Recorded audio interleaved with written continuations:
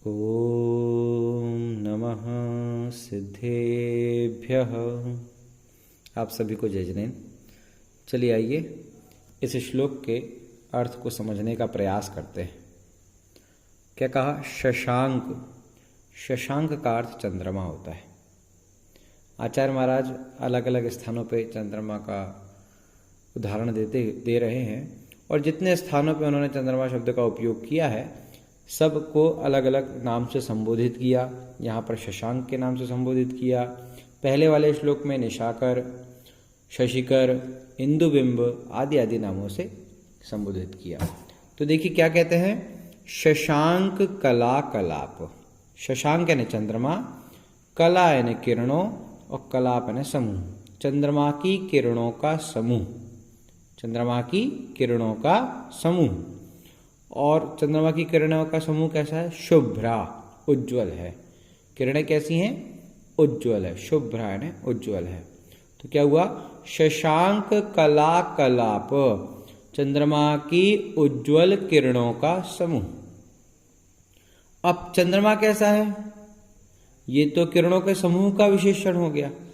चंद्रमा कैसा है? तो कहते चंद्रमा संपूर्ण मंडल, सामान्य चंद्रमा नहीं है, संपूर्ण मंडल वाला चंद्रमा। जैसे पूर्णिमा का चंद्रमा होता है वो अपने पूर्ण मंडल को लिए हुए होता है और उसकी किरणें भी पूर्णता को प्राप्त होती हैं, सभी जगह फैलती हैं। उसी चंद्रमा की यहाँ बात कही जा रही है। तो पूर्ण मंडल वाला चंद्रमा, उस चंद्रमा की किरणों का समूह, और वो किरणें कैसी हैं? शुभ्र यानी उज्ज्वल है। गुणाः त्रिभुवनम तव लंघयन्ति। जैसे वे किरणें सारे समस्त जगह फैलती हैं वैसे ही गुणाः, गुणाः यानी गुण, त्रिभुवनम यानी तीनों भुवनों में, तव यानी आपके, लंघयन्ति यानी फैलते हैं, लांघते हैं। तो अब आप ये देखिएगा, यहाँ बात हो रही है मुख्य रूप से तव यानी आपके, गुणाः यानी गुण, त्रिभुवनम लंघयन्ति, आपके गुण तीन भुवनों को लांघते हैं, मतलब तीनों भुवनों में फैलते हैं। अब आपके गुण कैसे हैं? शशांक कला कलाप, चंद्रमा की किरणों के समूह के समान। शुभ्र यानी उज्ज्वल।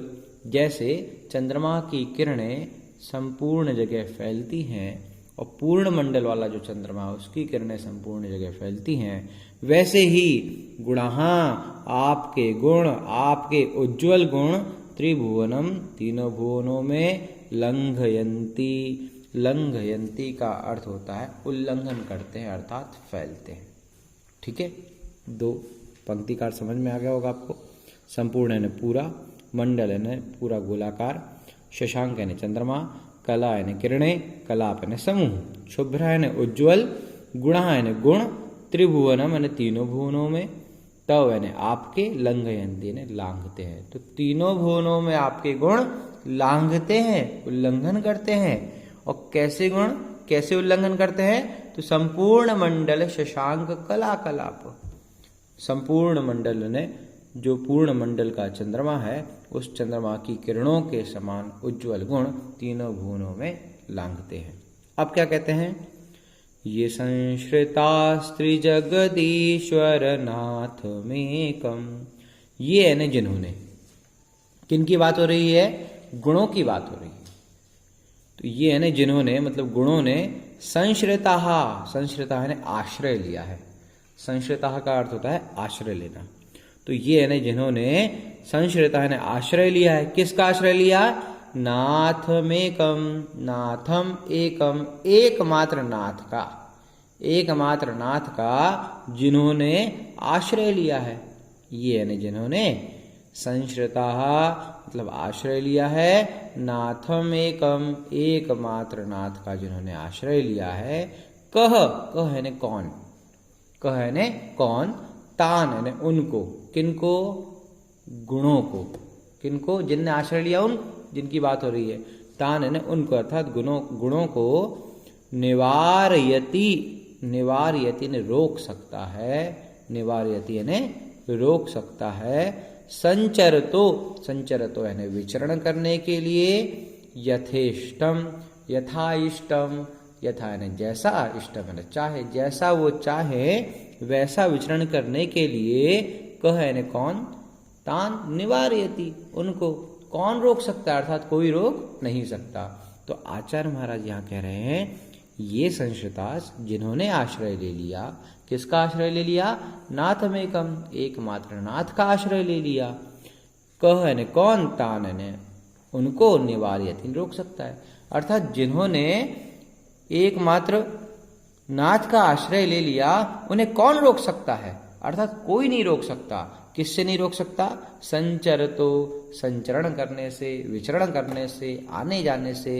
और कैसा विचरण, यथेष्टम, यथा इष्टम, यथा यानी जैसी, इष्टम यानी इच्छा है, तो जैसी इच्छा है वैसा संचरतो यानी विचरण करने से, कह यानी कौन, तान यानी उनको, मतलब गुणों को, निवारयति यानी रोक सकता है, अर्थात कोई नहीं रोक सकता। क्यों नहीं रोक सकता, ये संश्रिता नाथेकम, उन्होंने संश्रिता यानी आश्रय लिया है, किसका, नाथ एकम, एकमात्र नाथ का आश्रय लिया है, कह यानी कौन, तान यानी उनको, निवारयति यानी रोक सकता है, संचरतो यानी विचरण करने के लिए, यथेष्टम, यथाइष्टम, जैसा चाहे वैसा विचरण करने के लिए कौन रोक सकता है।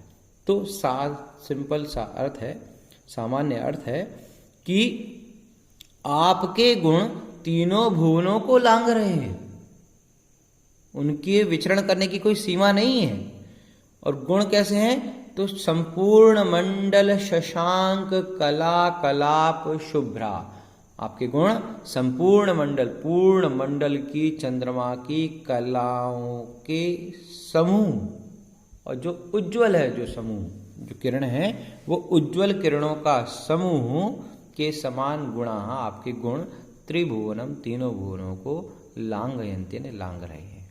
उदाहरण दिया, क्यों लांघ रहे हैं, जहां चाहे वहां क्यों विचरण कर रहे हैं, तो कहते हैं ये संश्रिता, ये ने जिन्होंने, संश्रिता ने आश्रय लिया है, किसका आश्रय लिया, नाथ एकम, एकमात्र नाथ का आश्रय लिया है, कह तान, कौन, तान ने उनको, गुणों को, निवारयति ने रोक सकता है, संचरतो यथेष्टम, संचरण करने के लिए कौन रोक सकता है, और कैसा संचरण, यथेष्टम, यथा इष्टम, संधि विच्छेद करेंगे तो यथा और इष्टम शब्द आएगा, इष्टम यानी चाहना और यथा यानी जैसा, जैसा चाहे वैसा, संचरतो यानी विचरण करने के लिए, निवारयति ने रोक सकता है, कह यानी कौन, तान यानी उनको, अर्थात कोई नहीं रोक सकता, क्योंकि उनने एकमात्र नाथ का आश्रय लेकर के रखा है।